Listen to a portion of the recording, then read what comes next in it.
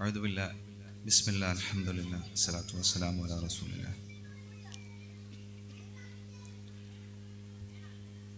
ഫിത്ര Islamic അക്കാദമിയുടെ 11ാമത് annual cultural ഫെസ്റ്റിൽ ആണ് നമ്മളെല്ലാവരും ഉള്ളത്. വിശിഷ്ട വ്യക്തിത്വങ്ങൾ, മാതാപിതാക്കൾ, സഹോദരി സഹോദരന്മാർ, കുഞ്ഞുമക്കൾ, എല്ലാവർക്കും ആദ്യം തന്നെ സ്നേഹം നിറഞ്ഞ ആനുവൽ ഡേ ആശംസകൾ. 11ാമത് ആനുവൽ ഡേ ആഘോഷിക്കുന്ന ഈ നിമിഷത്തിൽ 20 കൊല്ലത്തോളമായി വിദ്യാഭ്യാസ മേഖലയിൽ പ്രവർത്തിക്കുന്ന ഈ എളിവന് ഒരവസരം പ്രത്യേകിച്ച് കായംകുളത്ത് ഉണ്ടായതിൽ നാഥന് സ്തുതി. ഞാൻ വരുന്നത് എറണാകുളത്ത് നിന്നാണ്. ഞാൻ ജനിച്ചു വളർന്നത് കോതമംഗലം എന്ന് പറയുന്ന സ്ഥലത്താണ്.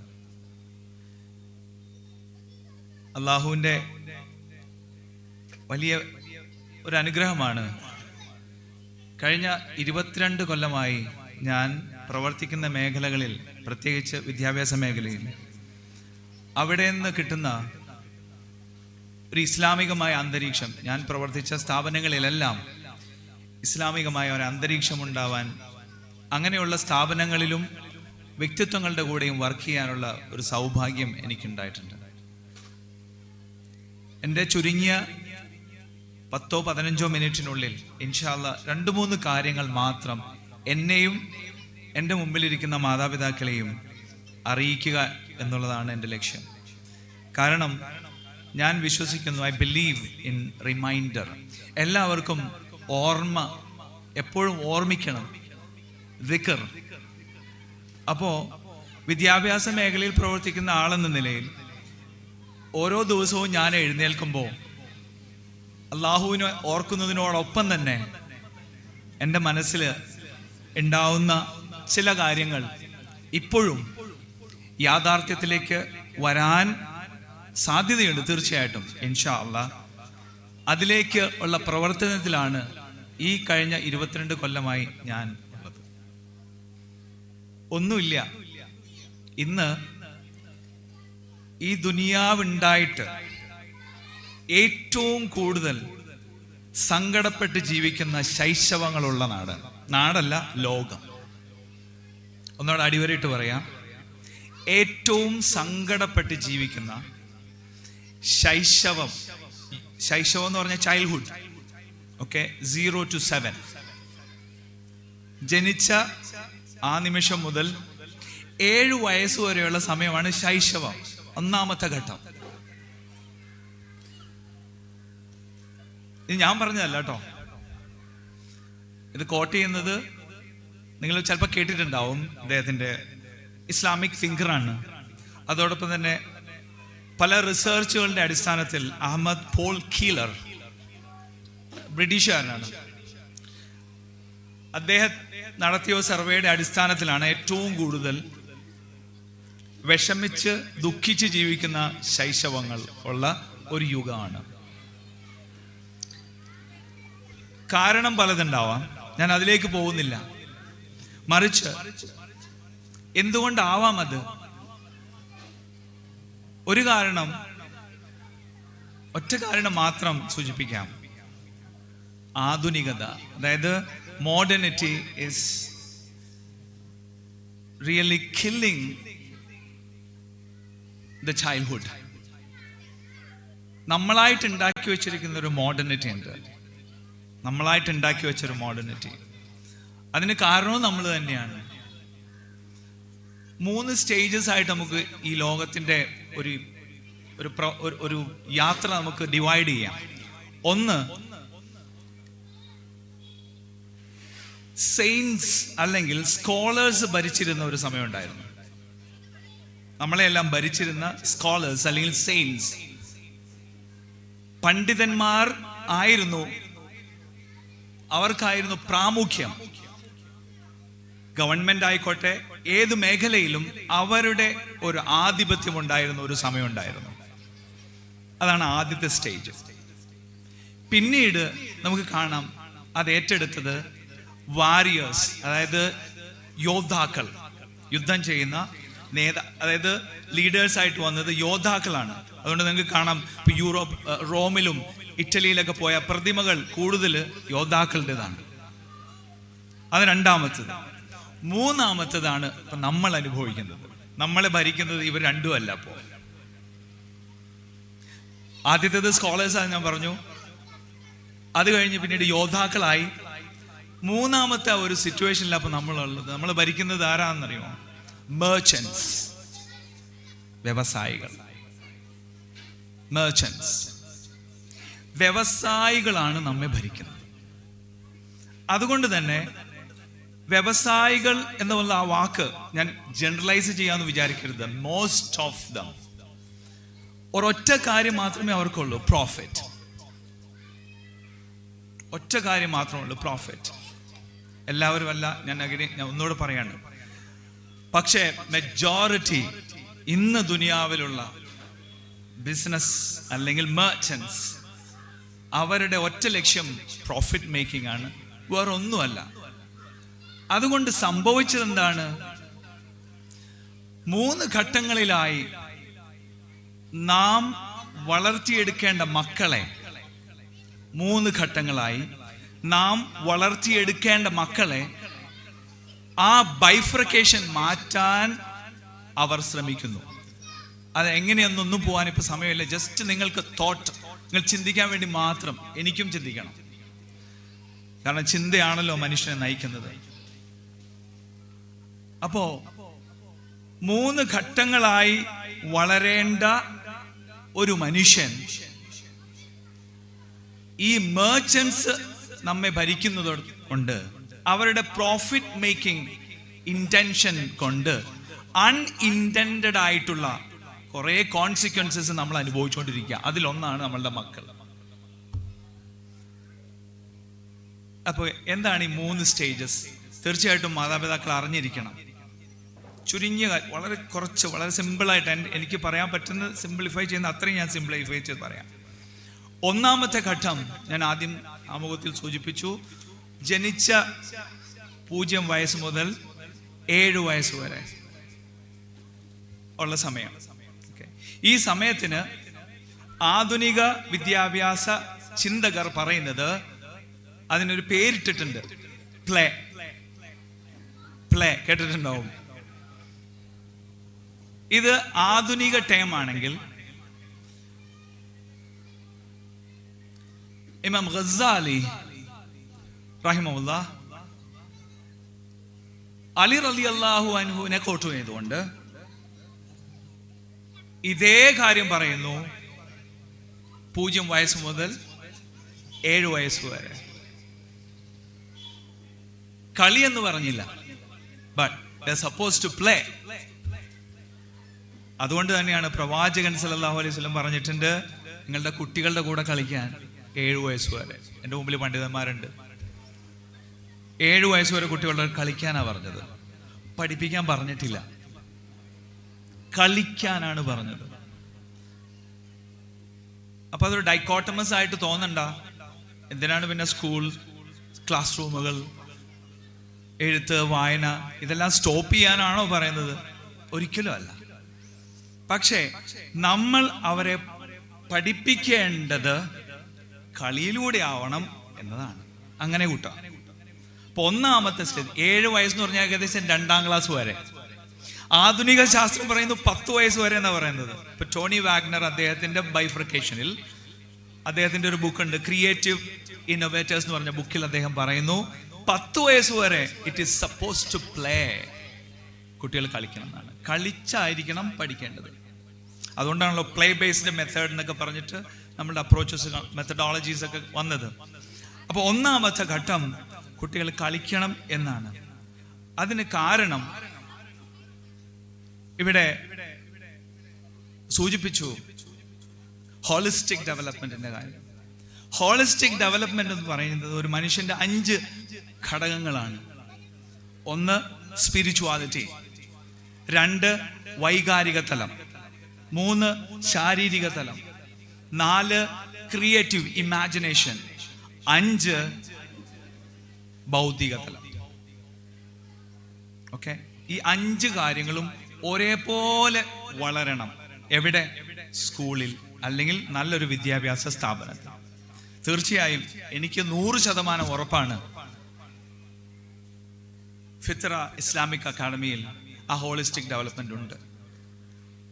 അതിൻ്റെ മുമ്പിൽ നിൽക്കുന്ന ആളുകൾക്കും അതിൻ്റെ വിഷനറീസിനും അതിനെക്കുറിച്ചുള്ള ധാരണ തീർച്ചയായിട്ടും ഉണ്ട് എന്ന് ഞാൻ വിശ്വസിക്കുന്നു.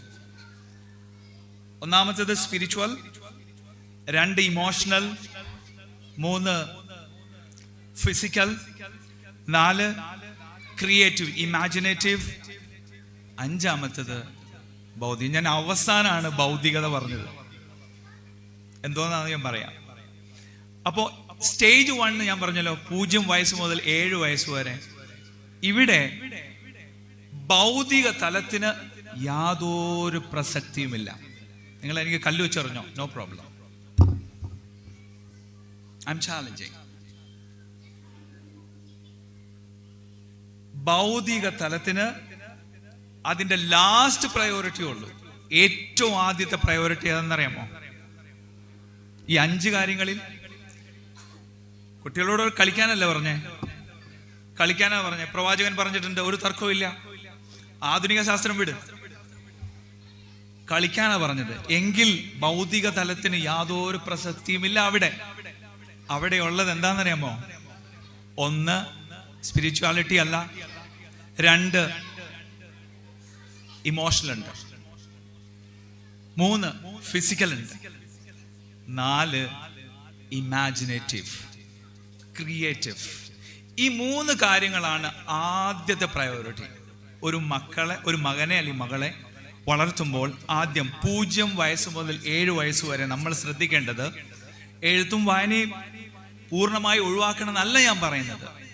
മറിച്ച് ആ എഴുത്തും വായനയും കിട്ടേണ്ടത് ഏതിലൂടെ ആവണം?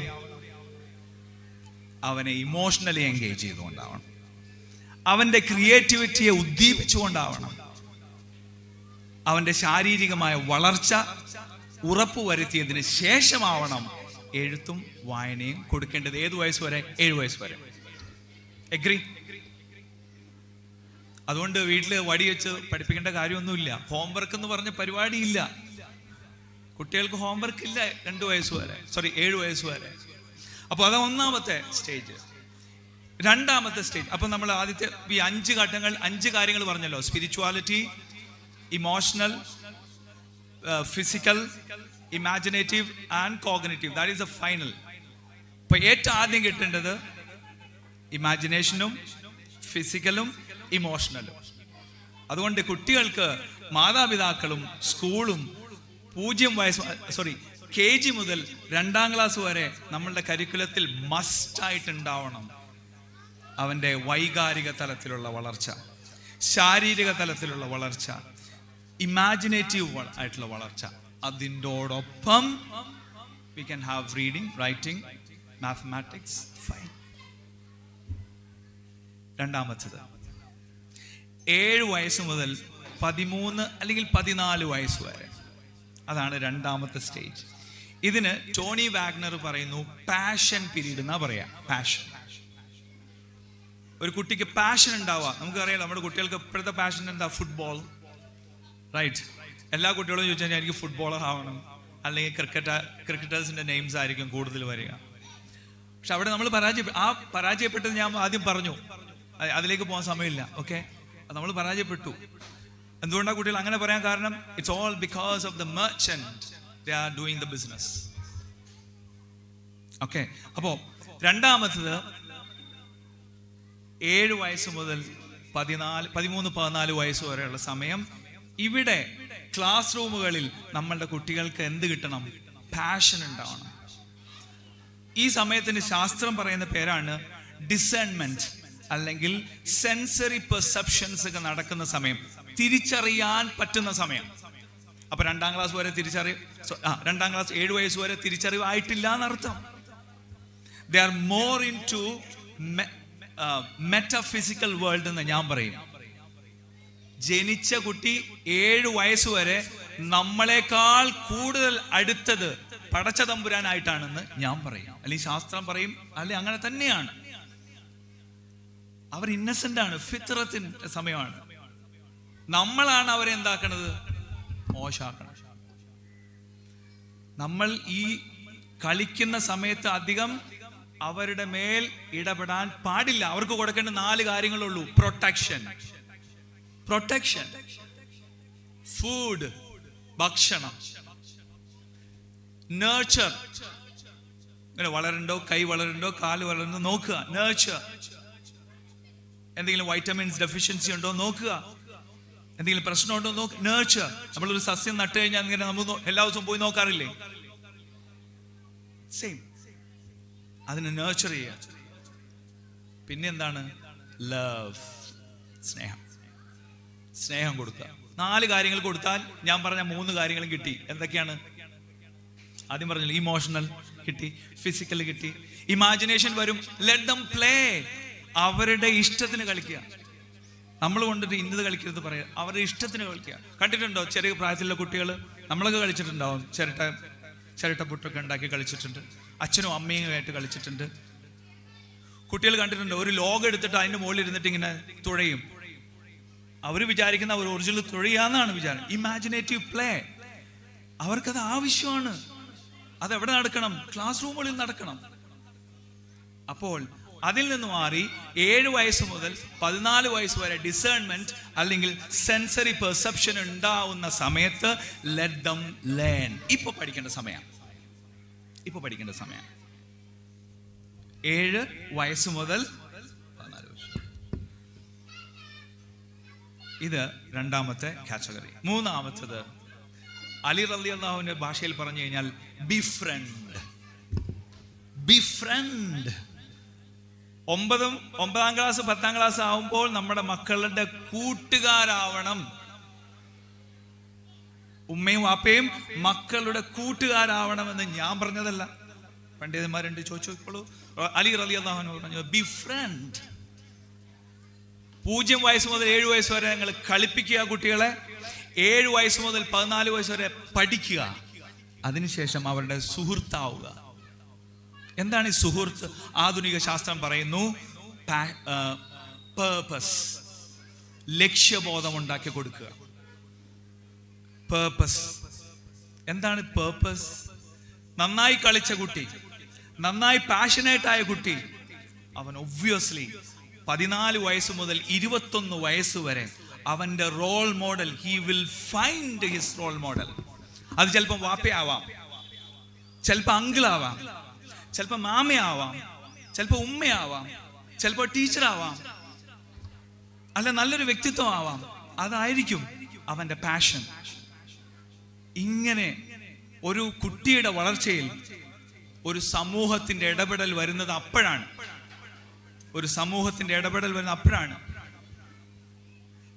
ഇങ്ങനെ ആവണം നമ്മളുടെ മക്കളെ വളർത്തേണ്ടത്. അപ്പൊ ഒന്നുകൂടി ഞാൻ ഓർമ്മിപ്പിക്കാം. ആദ്യം കുട്ടികൾ കളിക്കണം, രണ്ടാമത്തെ കുട്ടികൾ പാഷനേറ്റ് ആവണം, പഠിക്കണം, ഡിസേൺമെന്റ് ടൈം.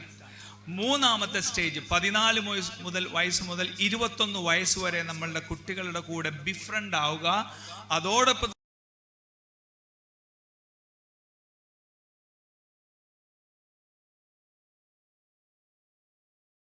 റീസണിങ്, കാര്യകാരണങ്ങളെ മനസ്സിലാക്കാനുള്ള, സ്വന്തം തീരുമാനമെടുക്കാനുള്ള ഒരു കഴിവ് അവർക്ക് കിട്ടിക്കഴിഞ്ഞു. ഇതാണ് ഫൈനൽ സ്റ്റേജ്. 21 വയസ്സ് കഴിഞ്ഞാൽ he will find his path to be successful here and hereafter inshallah. ഇതാണ് എൻ്റെ ഒരു രത്ന ചുരുക്കം ഞാൻ പറയാൻ ഉദ്ദേശിച്ചത്. വളരെ കുറഞ്ഞ സമയമുള്ളൂ. അപ്പോൾ എന്തെങ്കിലും ഇന്ന് കിട്ടിയ 1-2 കാര്യങ്ങൾ നിങ്ങൾ കിട്ടിയെന്ന് ഞാൻ വിചാരിക്കുന്നു. ഒന്ന്, കുട്ടികളെ വളർത്തുമ്പോൾ നമ്മൾ മനസ്സിലുണ്ടാവണം, എൻ്റെ കുട്ടി 3 സ്റ്റേജസിലൂടെ കടന്നു പോകും. നമ്മളെല്ലാം കടന്നു പോയിട്ടുണ്ട്. ഫോർച്യുനേറ്റ്ലി or unfortunately I don't know. നമ്മൾ ഈ 3 ഘട്ടങ്ങളിലൂടെയും കടന്നു പോകുന്നുണ്ട്. ചിലവരുടെ എല്ലാം ചൈൽഡ്ഹുഡ് കിട്ടിയിട്ടുണ്ടാവില്ല, ചിലവർക്ക് നല്ല ചൈൽഡ്ഹുഡ് കിട്ടിയിട്ടുണ്ടാവും, പ്ലേ ധാരാളമായി കളിച്ചിട്ടുണ്ടാവും. ചിലവർക്ക് നല്ല പാഷൻ ഉണ്ടായിട്ടുണ്ടാവും ചില സ്കൂളുകളിൽ നിന്നും. ചില സ്കൂളുകളിൽ പാഷൻ ഉണ്ടായിട്ടില്ല, അവരെ ഡിസ്കറേജ് ചെയ്തിട്ടുണ്ടാവും.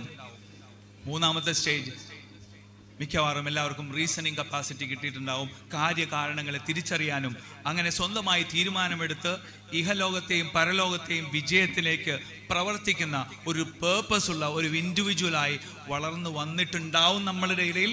അങ്ങനെ തന്നെ ആവണം നമ്മളുടെ മക്കളെ നമ്മൾ വളർത്തേണ്ടത്. ഇതാണ് എനിക്ക് ഈ ഒരു ചുരുങ്ങിയ സമയത്തിൽ നിങ്ങളുടെ അടുത്ത് പറയാനുള്ളൂ. എനിക്ക് വളരെയധികം സന്തോഷമുണ്ട് ഈ 11ാമത് ആനുവൽ കൾച്ചറൽ ഫെസ്റ്റിവലിൽ പങ്കെടുക്കാനും. അതോടൊപ്പം തന്നെ എനിക്ക് എൻ്റെ അറിവിൻ്റെ ചെറിയ അറിവിൻ്റെ ഒരു ചെറിയ കഷ്ണം നിങ്ങളോട് ഷെയർ ചെയ്യാനുള്ള ഒരു സാഹചര്യം കിട്ടിയതിലും പടച്ച തമ്പുരാനെ ഞാൻ സ്തുതിക്കുന്നു എന്ന സ്തുതി വാക്കുകൊണ്ട് ഞാൻ എൻ്റെ ഈ എളിയ